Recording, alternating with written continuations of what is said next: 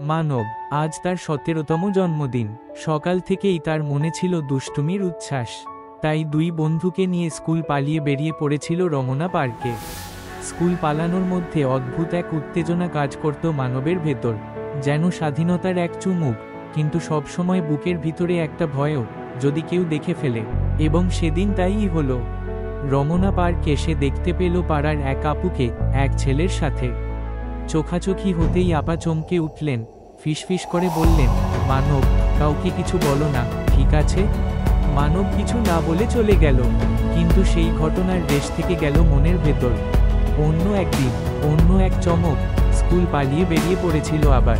রাস্তায় দেখা হয়ে গেল মোনালিসা নামের এক মেয়ের সাথে, কিন্তু মেয়েটি বলল, আমাকে রাস্তায় ডেকো না, প্লিজ। মানব থমকে গেল, গলায় কথা আটকে গেল।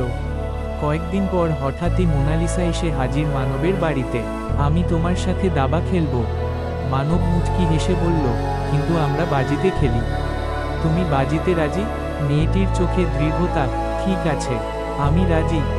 বাজির শর্ত ছিল, যে হারবে সে বিজয়ীর কথা মানবে।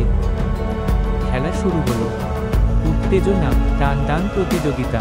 শেষমেশ মানব জিতল। তাহলে আমার কথাটা পড়ে বলবো, সে বলল মুচকি হেসে। সেই রাতেই মানব করল একটা অদ্ভুত কাজ। 7টি হলুদ রঙের মুরগির বাচ্চা কিনে আইসক্রিমের বাক্সে করে মোনালিসার হাতে দিয়ে বলল, তুমি এগুলো বড় করে আমাকে ফেরত দেবে। মোনালিসা কিছু না বলেই বাক্সটা নিল। সময় কেটে গেল, দিন, সপ্তাহ। মানব প্রতিদিন ভাবত, মেয়েটি কি সত্যিই কথা রেখেছে? একদিন রাস্তায় দেখা। তুমি কি অপেক্ষা করছো? কিসের?